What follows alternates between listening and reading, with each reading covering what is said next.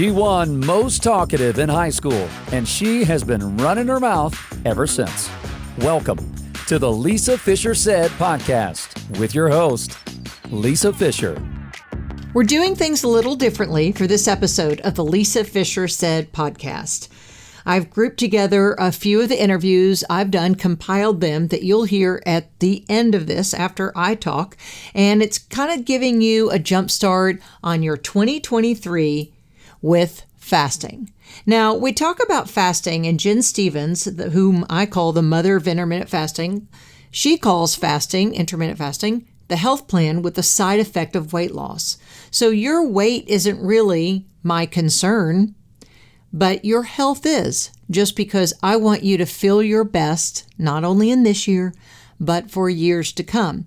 Because feeling your best means likely you are metabolically fit. We know through research that 88% of the people listening right now, 88% are metabolically unfit. That means that you might have high blood pressure, you might have high blood glucose, you might have high fasting insulin. All the different things. You might have heart disease. Now, of course, if you notice, I'm not including cholesterol in that because we know that is flying in the face of conventional wisdom. First, my attorney wanted me to tell you this is not medical advice. We're just sitting here chatting as old friends because if you've listened to my podcast, you know that I talk about these things all the time. But it is what fasting is so attractive. Why it's so attractive is that it does make us feel our best, and then we notice we need the clothes in the back of the closet, or we need clothes we've never bought before because we're a size we've never been, and there's no diet. Isn't that wonderful? The other thing is you don't have to spend any money to do it. Dr. Fung always says, Dr. Jason Fung, he always says dieting is free. Now, if you want to partner with somebody as a coach, sure, there might be a cost in that, and that is something I provide. I'm a certified health coach, and I've devoted most of my health coaching to both fasting and thyroid health because those are the two things that changed my life. Thyroid is what I was finally diagnosed with in 2003, and it's a booger.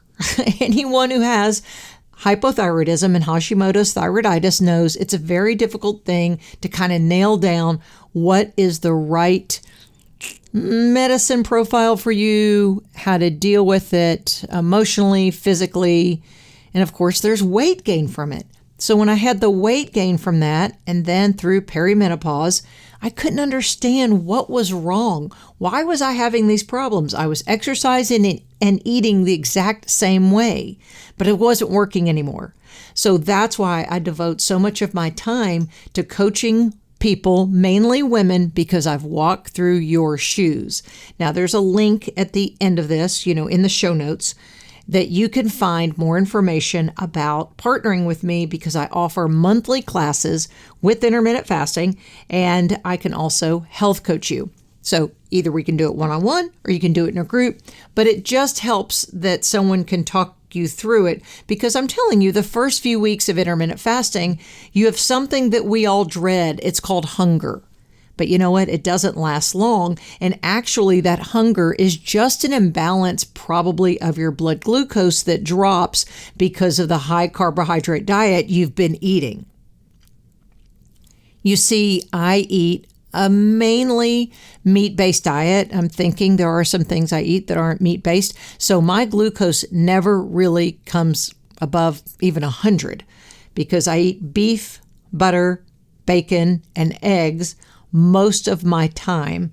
And I do have some local sourdough bread that has actual sourdough. It's fermented product. And I eat some local fruit. And then I do give myself a treat once in a while. But this isn't about me. But my point is, girl, I've been there. So if we talk about fasting as the health plan with the side effect of weight loss and understanding that because of fasting, we're able to be metabolically fit, then you start feeling better. Then you know what? You go to your doctor for your appointment and he or she says to you, you don't need that medicine anymore. Your blood pressure is fine. Your blood sugar has come down, your A1C. Now, the thing I want you to have measured the next time you go see a provider is I want you to have a complete thyroid panel, which includes TSH, thyroid stimulating hormone, T4, free T4, T3, free T3, and your thyroid antibodies. You can't make a decision on what your thyroid is doing with the one little piece of the puzzle, which is thyroid stimulating hormone. You have to look at all the pieces. Because my TSH was in normal range, but that wasn't good for me, for many years. But it wasn't until somebody said, can we check her antibodies? I didn't know what that even meant. And my antibodies were off the page. Antibody numbers typically, depending on which lab you use, 0 to like 39, right? And so mine at that time were greater than 1,300, and they jumped up to 2,400 after a tragedy that happened in my life with a friend, because that's what stress does to us. And then if your antibodies are high like that, your thyroid's being attacked, then you start noticing it in the TSH and free T3 and other things. But that also manipulates your blood glucose because of the cortisol's effect on the thyroid.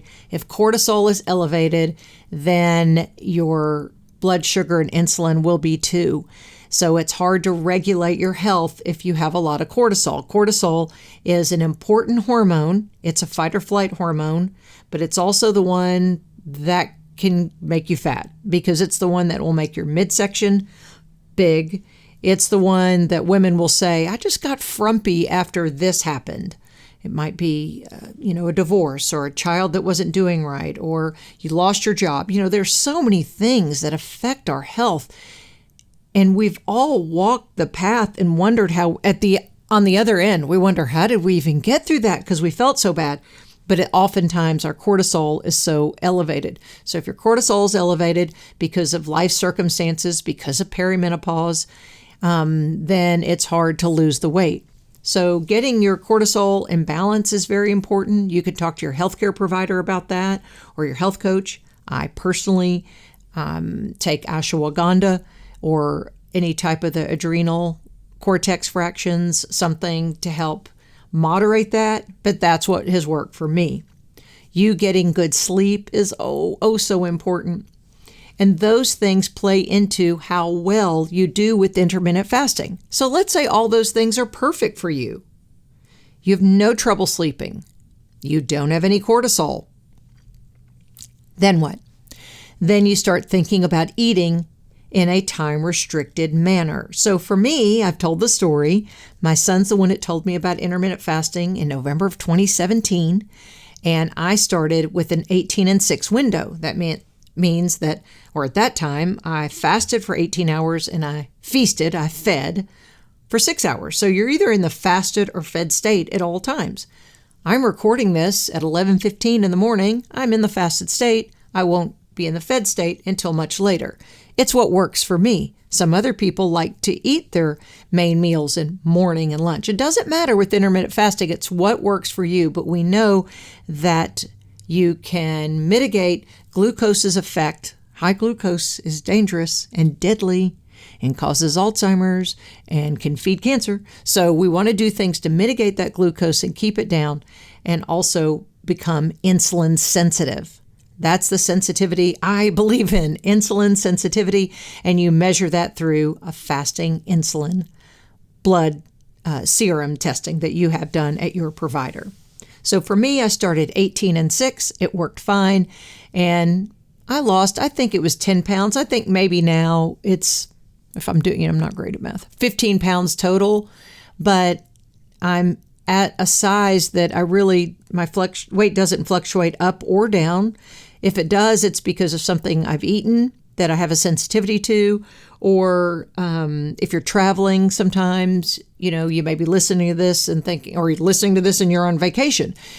Don't weigh when you get back because you didn't eliminate properly. You didn't get all the water you typically have. You may have had foods that you love but don't love you back. So there are a lot of characteristics that incorporated into weight gain and weight fluctuation, but I don't have any. So over the holidays, I don't worry, and that's because my hormones are in balance. And Dr. Fung famously said that we are hormonally wired to eat and to stop eating. So my hormones that work are the ones that tell me to stop eating, and that is leptin.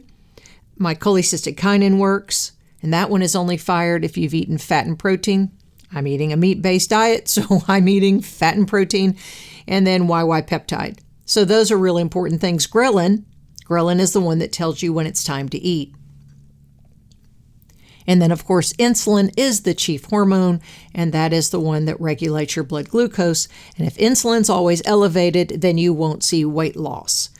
So it's much more than calories in, calories out. We know that now. And I'm sorry that you look at the back of a box to see how many calories. In fact, if you're eating your food from a box or a bag, you need to stop, because those things it's highly processed foods. And once foods are highly processed, then sometimes, and then often, those brain hormones that tell you you're full, they don't fire. They don't fire with processed foods, but they do fire if you sit down and have a piece of steak, or if you eat some salmon, or if you eat green beans cooked in butter and bacon.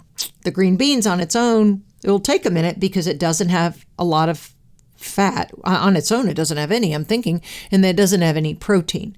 So think about that when you start planning your meals. But the great thing about fasting, when I first started, I ate anything in my window, my feasting window. I don't do that anymore, because I've now learned the foods that I love that love me back. I love corn. Corn doesn't love me back.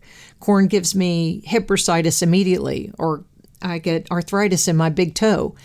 Same thing with wheat. Wheat is not the wheat our grandparents grew up with, and so that wheat does the same thing to me. It inflames me. So that's why eating a high fat diet, which is meat-based, I've eliminated my hip bursitis. And the little bit of arthritis I had in my toe, I'm trying to repigment my vitiligo on my face, because that's what most people see. It's all over my body. I don't care, but I still do things on camera, and I have to wear a lot of makeup to cover that. So diet has a lot to do with how you feel, but not necessarily the scale, because I'm not talking about diet in restriction. I'm talking about diet in the foods that you choose to eat within your feasting window. If you'd like to know more information, check out the show notes. You can always go to my website, lisafishersaid.com. You'll see a link for intermittent fasting, and you can learn more. You can join one of my groups that I do. I start them typically on the first Monday or Tuesday of the month. They last for 5 sessions. We meet via Zoom, and this is for people who want to join anywhere. Now, if you're here in Little Rock and you want to see me in person, I'd love to see you, because I'm an extrovert. But most people, it's just easier for your schedule to meet via Zoom, and those calls are 50 minutes long. If you can't make them, that's fine, because they're recorded and they're sent out the next day. That's $100 to do that. The first 4 meetings are 50 minutes. The 5th meeting is just a check-in, and it's about 10 or 15 minutes. So I hope to see you there. I hope you start an intermittent fasting journey, not because I want you to weigh something different, but because I want you to be metabolically fit so that you can spend time with your spouse, your children, your grandchildren, so you don't have to look down at and thinking, is dementia in my future? Is type 2 diabetes in my future? Is cancer in my future? There are many things you can reverse. Dr. Bickman talks about that in his book, Why We Get Sick.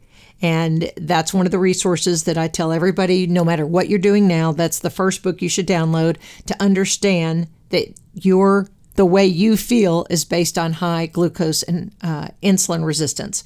And of course, anything by Dr. Fung, Jen Stevens' books about fasting, Fast, Feast, Repeat is her New York Times bestseller. The first one she wrote was Delay, Don't Deny. She wrote that and self-published it, and it was, at a time, the #1 self-published book that Amazon had ever published. But you have some options in learning things, and I would love to partner with you. You can make 2023 the best year ever, the year you took control of your health, and by feeling your best, and I would love to partner with you. Now you'll get to meet some of the guests who really made an impact on our listeners. First up is Maryann Liess. She's an American living in Germany who lost 130 pounds in a short amount of time, all through time-restricted eating or intermittent fasting. You'll get to hear a snippet of her story next.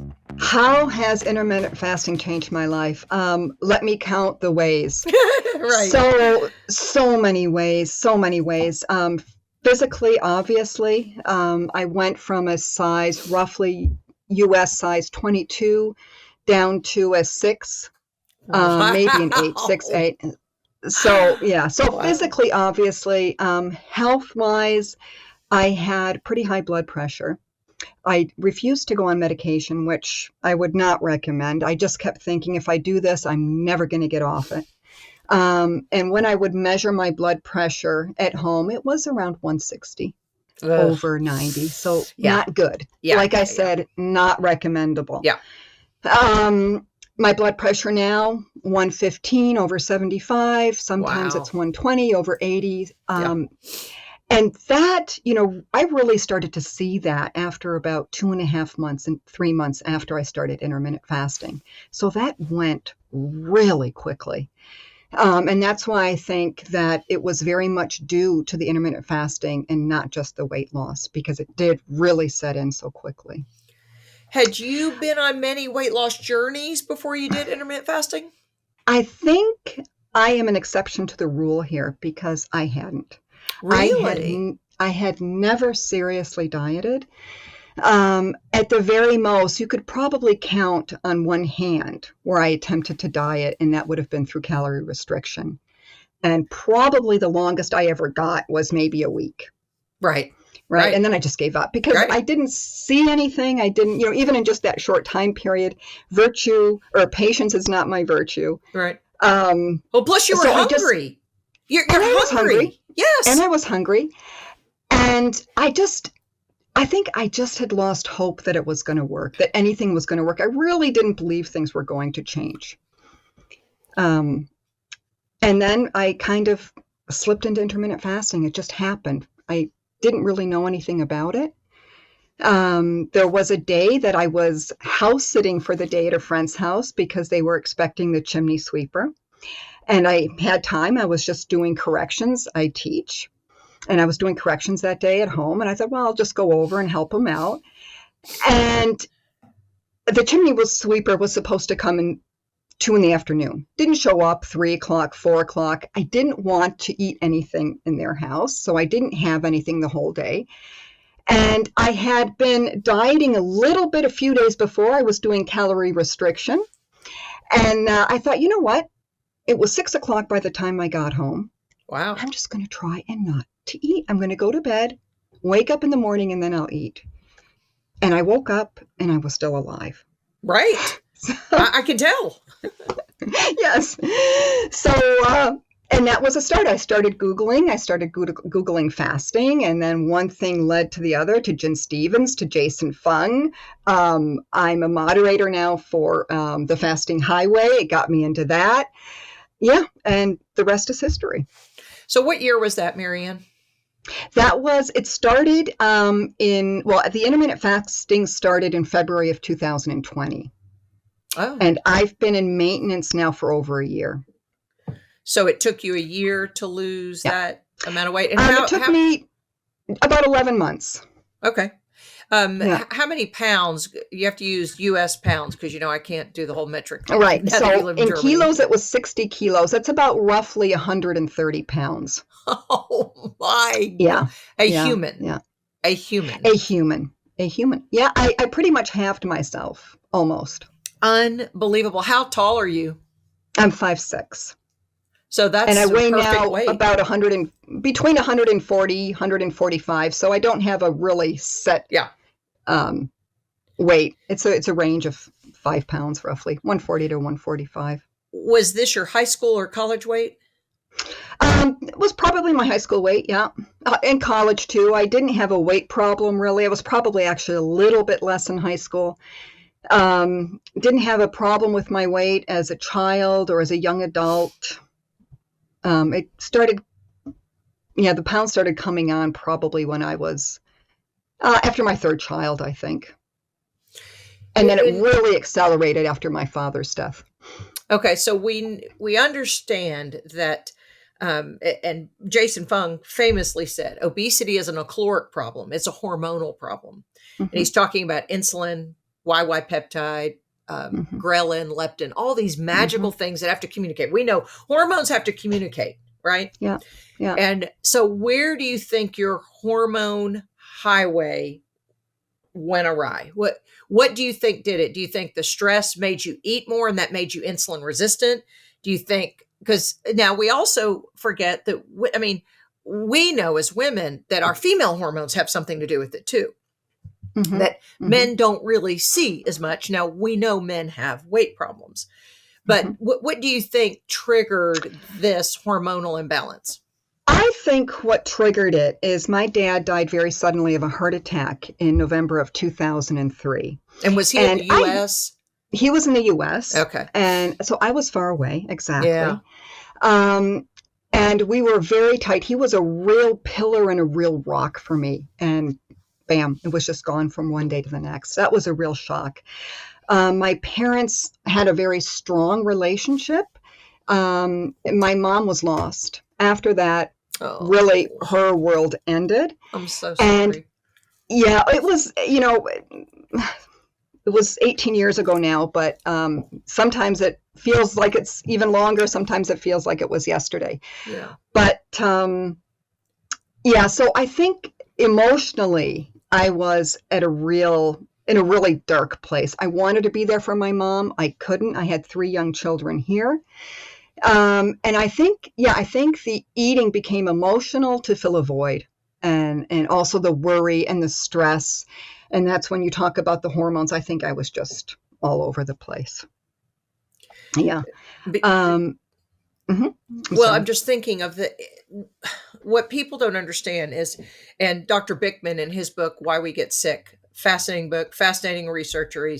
I'm not on the 3rd time of listening to the book. Like, I love the science behind it, but he also talks about, and Dr. Fung does too, they both intimate, Maryann, that again, calories have something to do with it because we're talking about math in some ways. He goes, but it also is the trigger of what it does. The more we eat and the heavier we get, the more insulin resistant we get. Right. So that puts you behind the 8 ball. And then, so what you really were having to do was cure that insulin resistant, because now you're insulin sensitive. Right. If you're that weight and you're comfortably that weight and you're metabolically flexible, you, for the first time, have insulin sensitivity. Well, not the first time. You probably had it until your world was rocked. This next guest is another impressive loser when it comes to weight, and it's Paige Davidson. She says she dieted her way to 315 pounds after having gastric bypass even, and found intermittent fasting and reversed her health issues and her weight problems. Here's a snippet of her story. Starting in, if not middle school, then high school for sure. My mom wanted me to go. There's a program in town. When it came to Lexington in, I believe, 1963, a weekly meeting type of a diet place. My mother was one of the first members in Lexington, and she always did this program. And as far back as I can remember. At that time, was she overweight, or yes. Was it, because sometimes you can diet yourself to being obese? Well, she was overweight. And I think that, she had struggled with this her whole life. So at that time, she was overweight. She actually lost 100 pounds with that program. But then she would gain it back, and then she would lose. And she yo-yo dieted. She pretty much, for my childhood, just attended this one program. So she wanted me to go with her and join this program. If not middle school, for sure high school. What about your sisters? You mentioned your sisters. Yes. They didn't care about food. We were all normal weights. All 3 of us were a normal weight. Wait, you were normal weight and you were going to these meetings? I was normal weight. I look back, I thought I was big at the time. I may have been 10 or 15 pounds overweight, 20 at most, at absolute most. But I think Mom was so concerned that I was going to get really big, gain all this weight. I think she was trying to preempt that from happening. I can see that, I understand it. So that started me on a path of feeling like I had to go somewhere to be fixed. I couldn't, if I needed to lose weight, I couldn't just do it on my own. I had to go to a program. They had to give me a diet. I had to follow the diet. I had to do what they told me to do because I didn't know what to eat. I had to be told what to eat. Clearly, if I was overweight, I didn't know what to eat. So I did this program on and off for years. I really did not become obese and then morbidly obese until several years after I had been really trying every diet program available, physicians, weight loss centers, and diet centers, and, doctor prescribed weight loss medications and doctor prescribed powders. And I did everything. Every program that was available in Lexington, Kentucky, I did it. And I dieted my way eventually up to 315 pounds. And it's from dieting. It is from dieting. I mean, I always was looking for the answer. And I always thought it was about food and what you ate.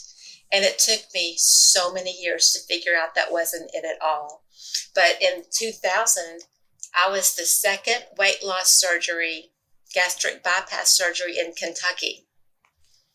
And at the time, I will never forget the surgeon saying to me, Paige, I can operate on your stomach, but I can't operate on your brain. And okay, I'm an intelligent woman. I'm educated. I have a master's degree. I've had high-level professional positions. I'm successful in every other area of my life except this. And this made me feel like a failure. And when he said that, I thought, I know there's something else going on. I don't really know what it is. There must be something wrong with my brain or my thinking or something, but I truly had no clue what it was. But there was no assistance.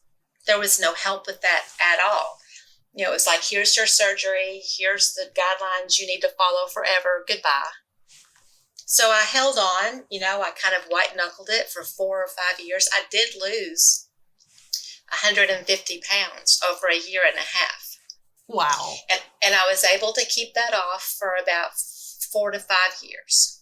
But then I kind of, I pushed the envelope. I ate a little bit more than I should, and I kept doing that. And eventually, I didn't have that physical restriction anymore because I stretched my stomach back out. And I went back to old habits and thinking and started regaining the weight. And by 2019, I was so over diets. I said, I will never do another diet. And I meant that, and I mean that. I will never do another diet. But I knew I was in trouble. I was back up to 250 pounds. I knew I was in trouble. And I also had inflammation so bad. I had pain in my feet. I had plantar fasciitis in one foot and Achilles tendonitis in the other foot. I was limping. I really could hardly walk. So, I didn't know what to do. I knew I was in trouble. And I thought, okay, I'm going to do the only thing I've never done. I'm going to go to a counselor because clearly there's something wrong. And I just have to get it figured out because I can't live this way for my whole life. And I was young. I guess that's relative. That was in 2019, and I'm 58 right now. I consider that young. Me too. Oh gosh. So I went to a Christian counselor, and I said, there's something really wrong with me. Either I have an eating disorder, or maybe I have OCD with food, or maybe I have a food addiction. I don't know what it is, but I've got to figure it out, and I've got to solve it because I'm not happy. I'm miserable. I'm physically miserable. I've dealt with depression for many years, and a lot of it is tied to how I felt, how I looked, all of that, my self-esteem. So I started working with her. And about that time, my sister mentioned intermittent fasting. And I said, I don't know what that is. What is that? And she told me. And this is a sister who's not battled weight, correct? Yes. It's a sister. She said she was. Did you kind of resent her then for getting in your business? Because you're thinking, you have not walked in my shoes. Well, what she was doing, she was not even mentioning it. I know in the back of her mind, she was thinking, I hope she can lose some weight with this. But she told me about intermittent fasting because of my inflammation and my pain. And intermittent fasting, as she explained, is not a diet, but it's a very healthy way to eat, and that it's supposed to reduce inflammation. So at first, before she even got that far, I said, no, wait, hold it, just stop right there. I'm never doing another diet. That sounds like some crazy fad diet, and I'm not doing it. And she said, it's not a diet, it's not a fad, do your own research. It is supposed to heal inflammation, and you're in such bad pain. I was just thinking maybe it would help you. Right about that same time, I worked in the public library. I checked in a book called Delay, Don't Deny. Right then, God put that in my hands. I'm telling you, God put that in my hands. And I checked it in, and I looked at it, and I thought, the subtitle was Living an Intermittent Fasting Lifestyle. And I thought, I'm just going to check this out. I'm going to read this. So I did. And in the book, the author, Jen Stevens, said, don't do this if you have an eating disorder history. And I am such a rule follower. I mean, that's why I think I had to go to all these diet programs. I needed somebody to give me rules to follow. And so I went to my counselor and I said, I found this. I've read it. It sounds like it might be able to help me with my pain, but I'm a little bit afraid because it says, don't do this if you have an eating disorder. And she said, well, we don't know that you have an eating disorder. She said, it may be something 100% different. She said, why don't you try it? See what you think. If it helps you, great. If it doesn't help you, just stop. And I thought, that's so logical. But I was like afraid to do it because, what if I have an eating disorder? So she gave me her permission to try it, and I did. And I jumped right in because my motivation was not weight. In fact, I told my sister, I'll try this, but not to lose weight because I still thought it was a diet. And I knew that if I did it, I would lose weight. But then when I stopped, I would gain it all back plus more, which was how I got up to 315 pounds. So I did try it. Was the highest weight 315? Yes. And you were down to a svelte 250 at this point. I mean, think about it. That's 65 pounds less. In comparison. Yeah. Yeah. But I was scared.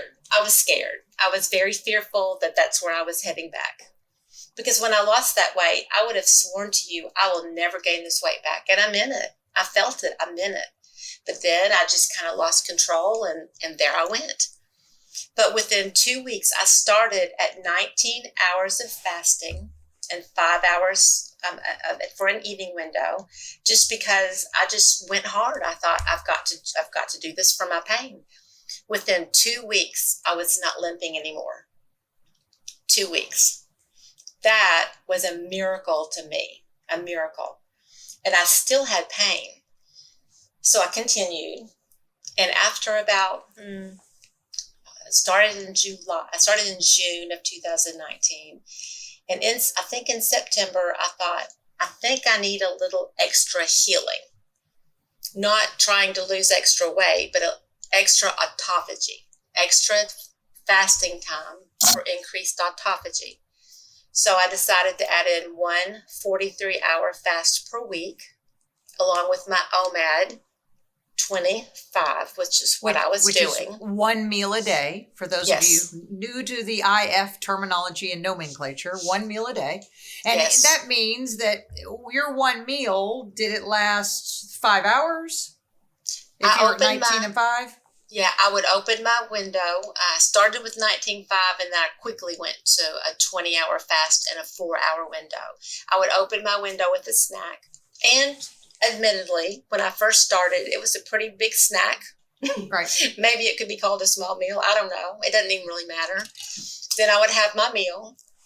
And then I gave myself permission to have another small snack or a dessert, before my window was closed. But I generally was satisfied with dinner, and I didn't usually do that. So I would have a snack and then my meal.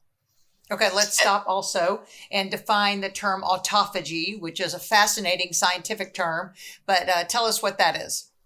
Autophagy it's a healing process. It's a natural process that your body goes through. It's cellular repair. It's how your cells clean out the junk and renew, and it is the magic part of intermittent fasting. And it's what heals inflammation, this autophagy. It heals many things in your body. But that's what I was looking for, extra time in that healing phase. Because again, my goal wasn't to lose weight. My goal was to get out of pain and to get rid of the inflammation. Were you on any medicines at that time, Paige? I was on medication for depression. I was not on any other medications. Nothing for the inflammation or high blood sugar or anything, not metformin, nothing else? No, because I hadn't had a problem with blood sugar. I was concerned it would start though, because my maternal grandmother had diabetes and really died from complications from diabetes. So I was very, yes. Diabetes. Yes. It's pretty amazing. We always talk about bio-individuality, and that means the term that your body is different from my body is different from Darren, the producer's body, right? So though I am of normal weight, my blood sugar kind of bumps up to about 103. And I know that's nothing, but because I keep such a tight eating window and all that, yet you were at 250 pounds and you probably had a better blood sugar than I do. So it just shows that some of those things are arbitrary measurements. You're really telling us it's how you feel in your skin. And you didn't feel good in your skin. No. Oh, absolutely not. No, I felt horrible. And I didn't even know how horrible I felt until I lost weight. And I was losing weight. I lost weight from the second I started intermittent fasting.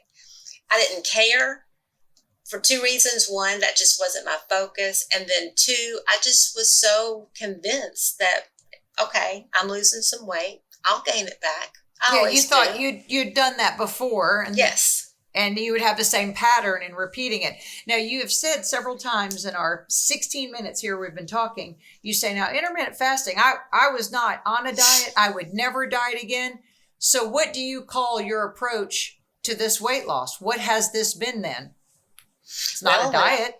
No, it's not a diet. And, in Delay Don't Deny, Jen says, you eat what you want and you will eventually become an intuitive eater.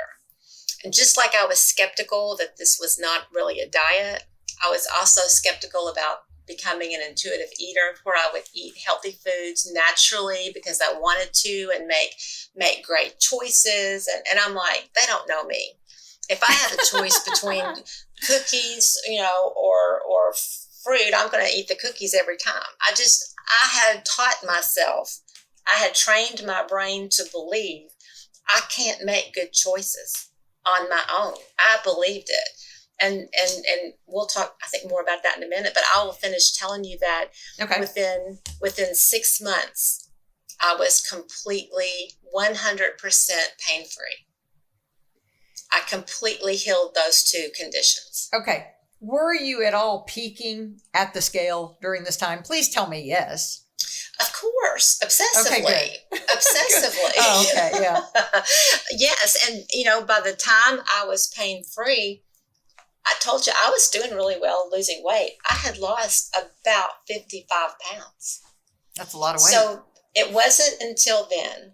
It wasn't until I was pain-free and I had lost all this weight, not dieting, not counting, not measuring, none of those things, did I finally believe, okay, this really is not a diet. It is a healthy lifestyle, and this is sustainable for me. I had never done any diet, any program, anything that was sustainable. And I also was intelligent enough to know that whatever you do, it has to be sustainable.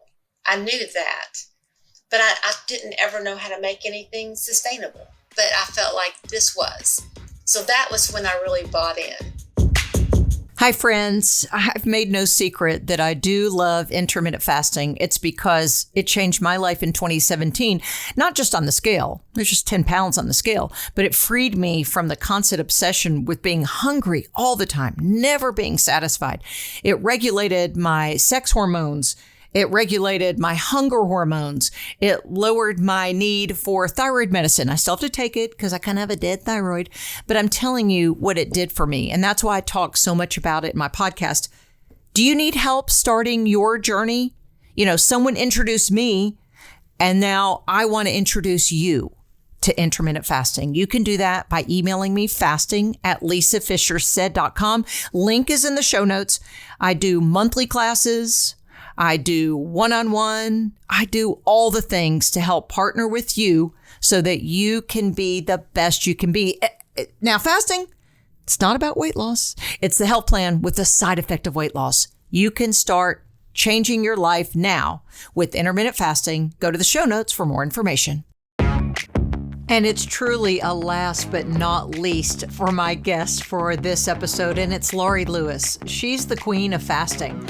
I have so much respect for Laurie, and I only interviewed her for about a 30-minute segment because of some technical issues. Wish I'd had her on longer. Then I had her for another episode, but she explains in this little snippet what fasting is and why it's important to partner with someone.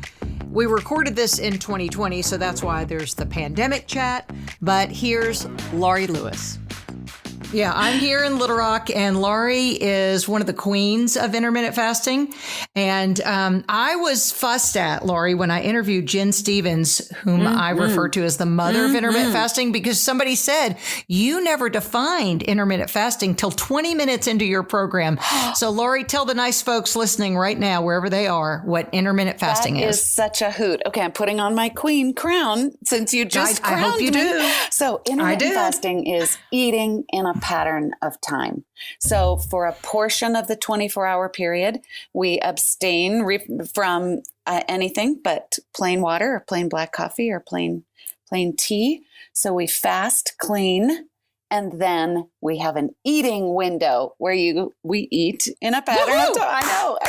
People can't believe that one of the best things about intermittent fasting is how much we really enjoy food with no diet mindset and no guilt. And it's like, wow, I'm just free to enjoy food. What is this fasting shenanigans? I know. And my tail wags when it's time to eat. I'm like the cat that hears the can opener. You know, cats come running when they hear food. Yes. If I know that it's time and it's my time, I'm so excited. Oh my gosh. So it's true. I enjoy food more now as an intermittent faster because the other way, pre-IF, there was guilt in eating. I don't have any guilt in eating. No guilt in eating. So now we've covered it. A pattern of eating where you have an eating window and you get to look forward to delicious food just a little later. Yeah, every day of your life. Right. Well, tell me your journey then. How did you get to the point where because I think you do some consulting with intermittent fasting, don't you? I do, because my success, my personal anguish, and then my success turned into, the most natural grassroots situation. A bunch of friends cornering me at a wedding and saying, literally saying, you have to teach us how to do this because we can't really seem to get the hang of it, and it's hard sometimes, and we don't stay with it, and we need you to coach us. And I said, I am not going to do that. And and so unless you pay me, right? Well, they were going to pay me, and I thought, my gosh, I'm not going to take your money to teach you how to stop eating. That's absurd. And so one friend, they pushed me from all the angles, but what really sunk in was my friend Susan, who's a therapist, and she has a wellness center, and she was trying to get her clients to attend this workshop that she was, forcing me to do.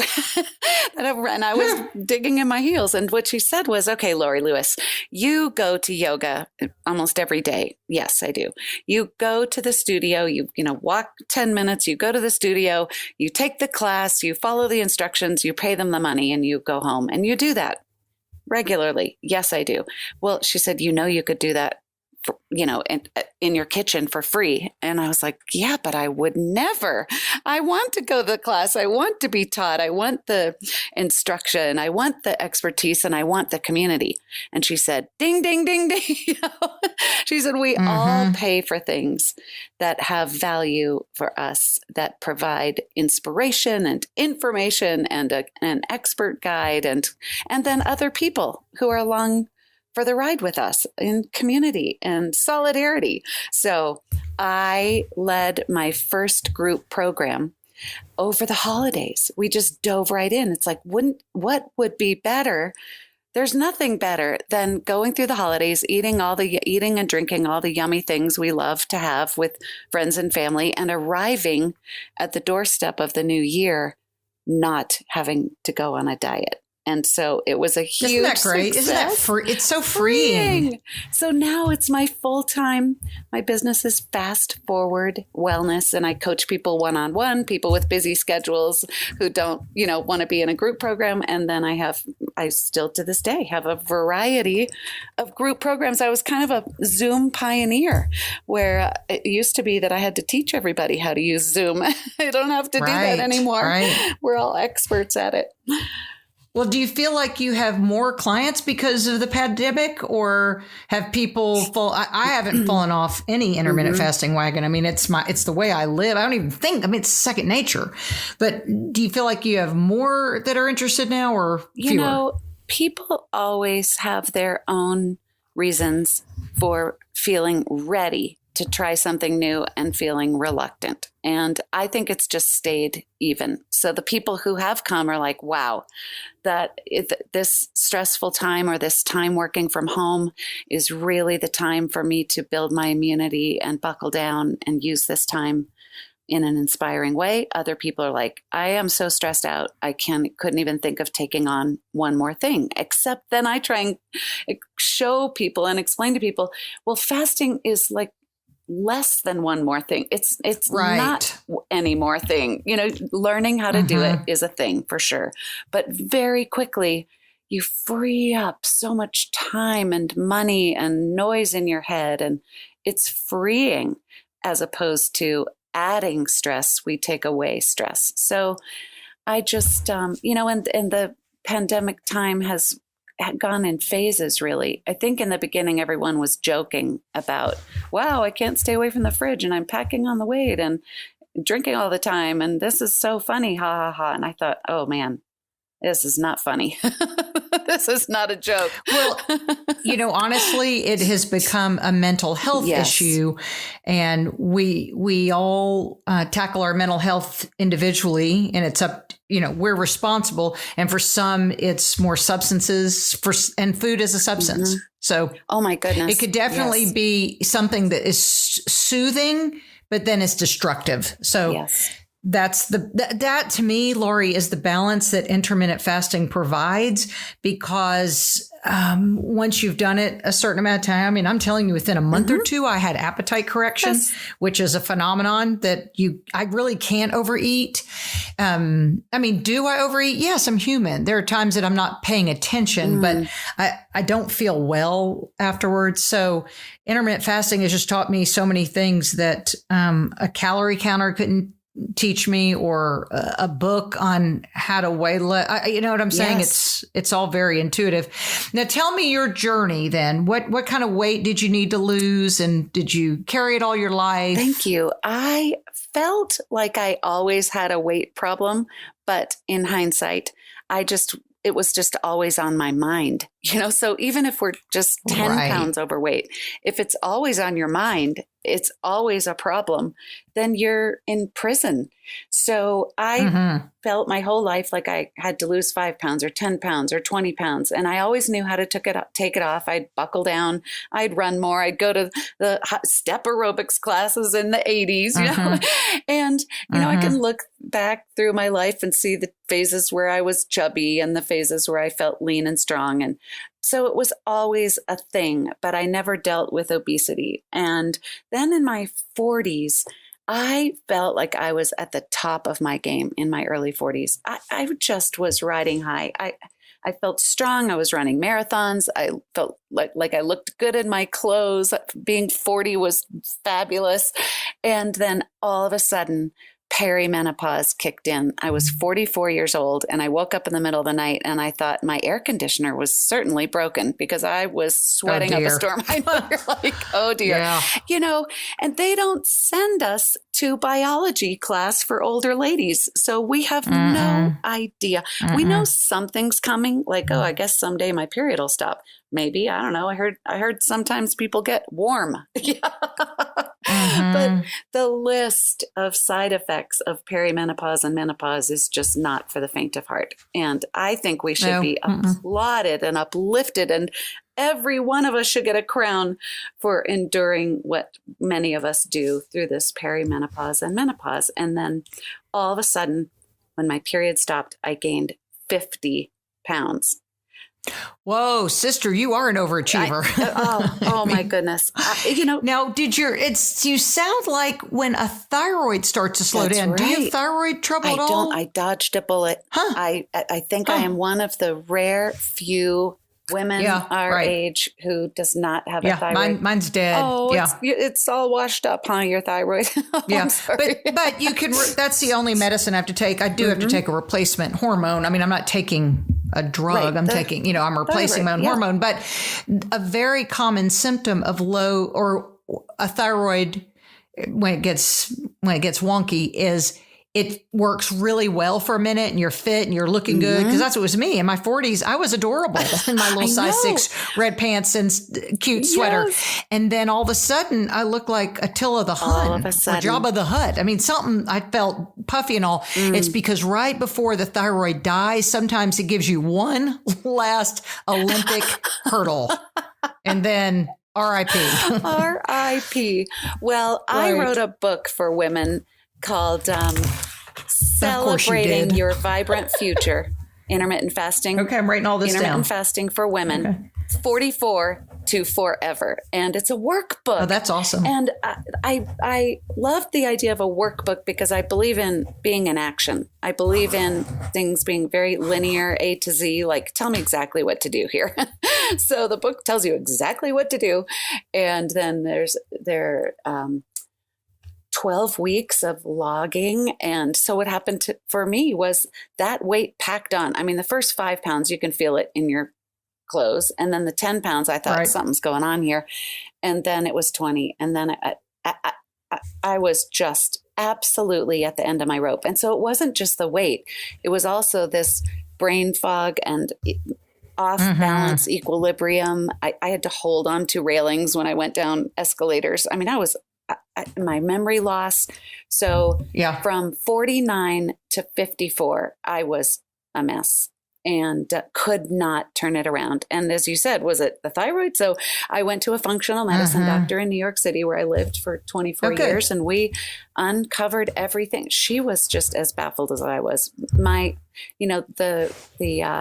hormones, estrogen, progesterone, and testosterone, and then looking at cortisol, and my adrenals had blown out. It was just, it's layers of things that happen in your late 40s that it's all connected. So it wasn't my thyroid, but my adrenals were shot. So I, 3.5 years ago, was home in Colorado where I grew up. And my mom said, let's use this time you're home to turn the weight around. Ooh, ouch. I'm so glad that you said ouch, because some people are like, oh, that's so helpful. No, it was helpful. That's a dagger. It was helpful in theory, but given that there was the implication that I hadn't been trying, and I was trying everything and nothing was working. Is that woman thin that talked to you about this? That woman being your mother? 120 her whole life and never experienced any menopausal challenges, like Zippo. So so those are the people who look at us and think, come on, you use some self-control. And you're like, I'm working. I'm doing everything again. Now, I have subsequently interviewed, now that I'm an intermittent faster, interviewed as many women as I can who are in their 50s, 60s, 70s, and beyond, who look naturally thin, right? We think they're all naturally thin. No, they have solid habits around either timing of my neighbor, Patricia, for example, she's 73. She and her husband were going on a road trip. And I said, oh, I'm going to bring you some snacks. Now, personally, I would never eat snacks while driving. I drink water and black coffee. But she looked at me aghast. She's not an intermittent faster. And she said, we don't eat in the car. And I said, oh, there's another habit that I hadn't realized that, quote, naturally Isn't thin that people. Interesting. Yep. Yes. And oftentimes they either eat a late breakfast or no breakfast, or they have a personal cutoff of never eating past 7 or never eating past 8. And they don't consider themselves, quote, intermittent fasters. They're not conscious of an eating window like you and I are.